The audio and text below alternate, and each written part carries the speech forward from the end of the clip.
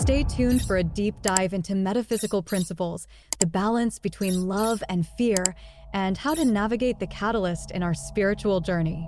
This video is perfect for seekers of truth and those interested in the law of one, spiritual evolution, and the teachings of the Confederation. I deeply desire to know the truth in order to be of service. I love you unconditionally. December 23rd, 2001. Channeling disclaimer. This telepathic channeling has been taken from transcriptions of the weekly study and meditation meetings of the Rock Creek Research and Development Laboratories and L/L Research. It is offered in the hope that it may be useful to you. As the Confederation entities always make a point of saying, please use your discrimination and judgment in assessing this material. If something rings true to you, fine. If something does not resonate, please leave it behind, for neither we nor those of the Confederation would wish to be a stumbling block for any. The question today comes from B and S. B was wondering if a social memory complex possesses a kind of consciousness that can engage in the exchange of energy with its members, either consciously or unconsciously, or if it is simply the sum of its members. We were assuming, in our conversation previous to this meditation, that a social memory complex could indeed engage in conversation of a very intimate and continuous nature with all of its members. If that is true, could you expand upon that and could you let us know? And as S asks, as we are beginning to form a social memory complex, is there anything that we can do to prime the pump towards positivity in service to others' acts, attitudes of mind, meditations, rituals, anything at all? Carla channeling. Quo. We are those known to you as the principle of the Quo. Greetings in the love and in the light of the one infinite creator, in whose service we are. It is a great privilege, as always, to speak to this group, and we thank you for forming a circle of seeking once again. It is a great blessing to us to share with your circle's vibrations, and it is a great blessing to us to be able to serve by speaking our thoughts. We ask, as always, that your discrimination choose which of these thoughts you will retain and which are not for you. We do not claim to be purveyors of truth. We claim only to share what we have concluded in our journey so far. But we are very happy to do so, and we do believe that it is a valid path of service. The question this day is very apt for the time of year that this meeting is being held, for it is near Christmas and all over your world, in every nation, many millions of hearts turn now at this season to thoughts of peace, love, and giving. The catalyst for this enormous peak in energy among the peoples of your planet is an outgrowth of the natural cycles of light and dark, fear and love. And indeed, as was spoken of earlier, the Christian Christmas is a very old overlay to even older rituals from a previous time and a previous religion. It is a response of the heart of a society to the maximum amount of darkness and the minimum amount of light. It is a response to that which moves into the consciousness at such a deep level that there is no true defense against it. The lack of light creates a mood, and the tendency of that mood is towards poignancy and intensity and what this instrument would call negative thought patterns, for the simple reason that life within third density is often, among other things, an accumulation of moments of pain that certain occasions seem to bring closer to the surface of memory. However, this energy of Christmas has never been expressed in precisely the way that the one known as Jesus the Christ expressed it. And the way this entity expressed it has to do with this question about the formation of a social memory complex. Now, this entity, who in his native tongue is called Jehoshua, but whom we will call Jesus, because of this instrument's distortions and the distortions of the culture in which all of you live, was, in his own way, a politician. But he was a politician who was running for office in another world. As he said, "My kingdom is not of this world." This entity identified his kingdom as the kingdom of heaven. We feel that there has been a tremendous amount of distortion of this entity's message. However, there is enough in what is left of what he actually said to begin to form an idea of what it takes to form a social memory complex. When one gazes, for instance, at what this instrument calls the Beatitudes, it is interesting to note who is blessed. Blessed are the poor. Blessed are the meek.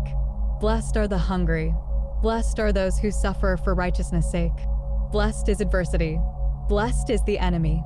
Blessed is he who despitefully uses you. In other words, no matter what you do, you will be blessed.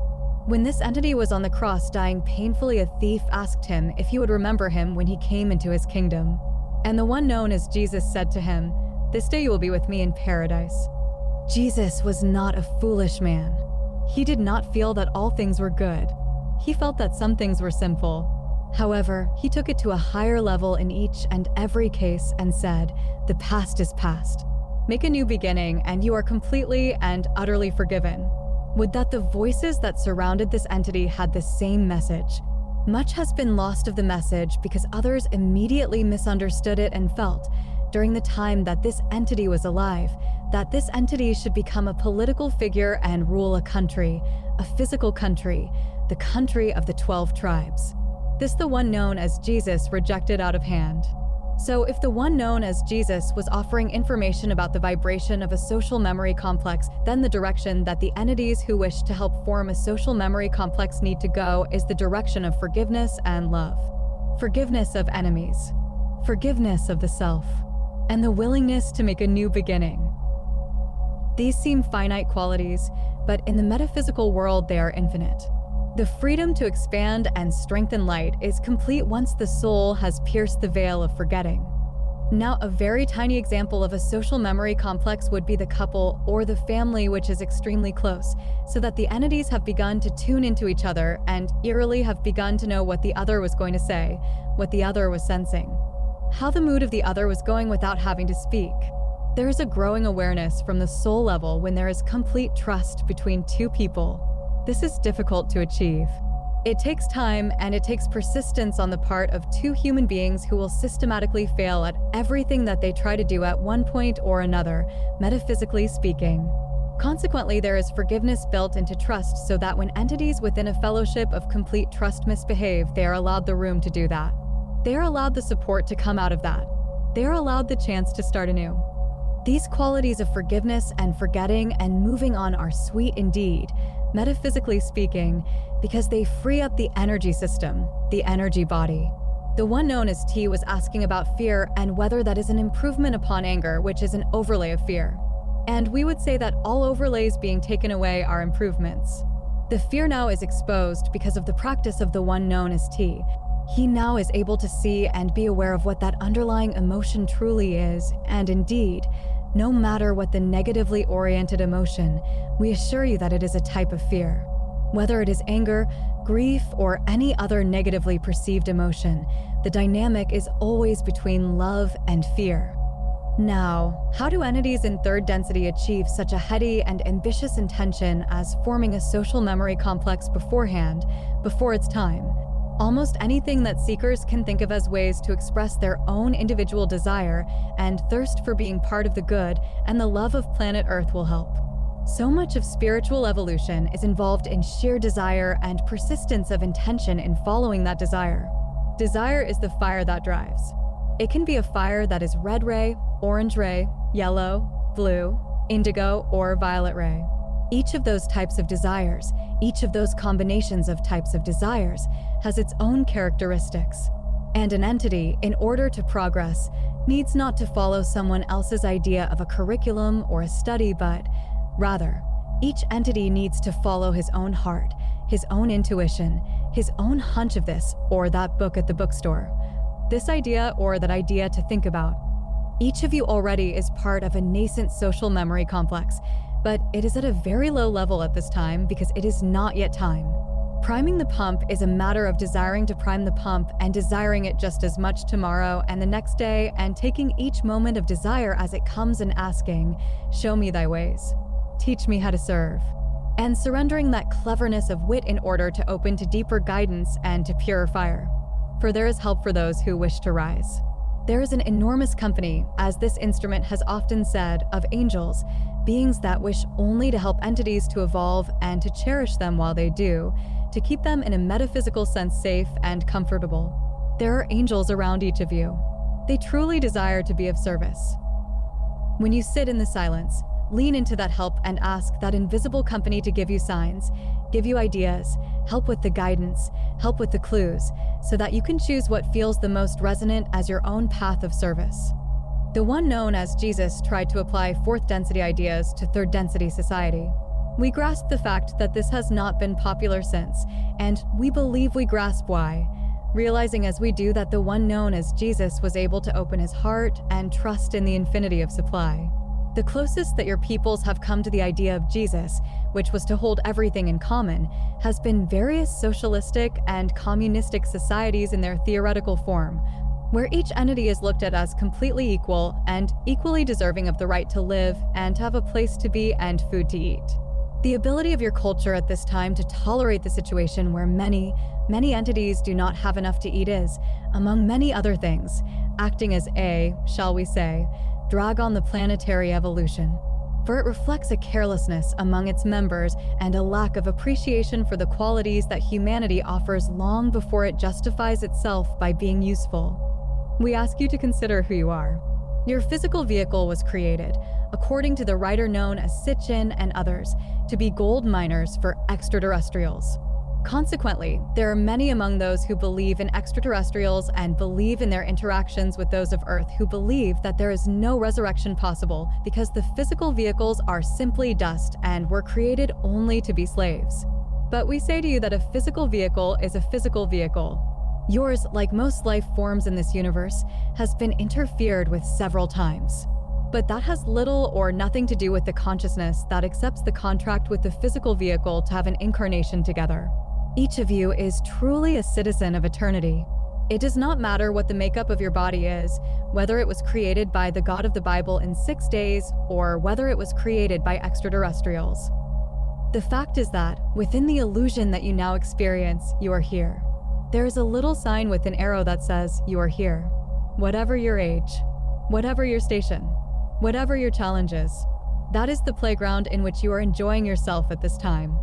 While you are enjoying yourself on this playground, it is very seductive to come to the belief that you are on a playground enjoying the games. It is, however, an helpful thought always to move beyond the playground, to move beyond the lights, the glitter, and the drama of people doing righteous and unrighteous things to each other. It is possible to move back into the heart of being that was before this world was, and which will be when this world has finally become energy again. It is an uneasy union, body and consciousness, but it is precisely that union of flesh and spirit that is needed for third density. The vehicles you have are sound for the work that you wish to do. We encourage both an intensity of dedication and a very light touch with the seeking to accelerate the pace of evolution and to come into some expression of fourth density. Now, you may find as you continue seeking peace that ideas will come to you. We encourage you to respond to those ideas because each of you is a creator. Perhaps you have a gift for becoming closer to another entity or to a new idea that no one else has. We assure you that each of you sings a different melody of vibration, so each of you has unique gifts to give. And those gifts are already held in common by the people of Earth. There is at this time a nascent fourth density social memory complex of positive nature forming on planet Earth. It is occurring now. The one known as B is attempting to do this by starting a community. The one known as Carla, this instrument, in her own way has dedicated her life to bringing more light, to running fourth density energy within a third density system. This entity, unfortunately, has not done this entirely efficiently within her personal life. But in terms of metaphysical efficiency, both the one known as B and the one known as Carla have made good efforts. And it is the continuation of those efforts, that is, the continuation of faith, that will avail the most. For love has a way of teaching you without being obvious about it, without the 2x4 having to hit the forehead. There is no wake-up, often, with the lessons of love, but rather, you discover that your ideas have migrated a bit, that there is a different light from which you are seeing the same thing. It may be slight, but it may well be more fourth density if that is what you are affirming and seeking. When you are expressing this nascent fourth density energy, you, if you are very aware, will feel it as an energy exchange even if the entity with whom you are communicating is half a globe away. There is an energy exchange between those who are vibrating together in love with each other on the fourth density level, which is very heartening and very healing for both entities. And we encourage each to attempt in all relationships to move from a point of fourth density love, acceptance, forgiveness, and willingness to move on. That is the pattern of learning, not to linger too long in negative emotions, but rather to honor that negative emotion whenever it arises, to sit with it as long as it needs to be sat with in order to be accepted, in order to feel that it has been honored. And then, when it has been honored and there has come a peace and a balance and some small understanding, it is time to say, Amen. I am sorry. I begin again. And let mistakes be mistakes, but stay in the light and the love of the one infinite creator while you make the mistake. And after you make the mistake, allow yourself your own love rather than your judgment. For judge and grasp the lesson you certainly will, but then it is time to release that. The great obstacle to peace among your peoples is the same obstacle that is in a family when they will not agree and they insist on leaving problems unaddressed and unsolved.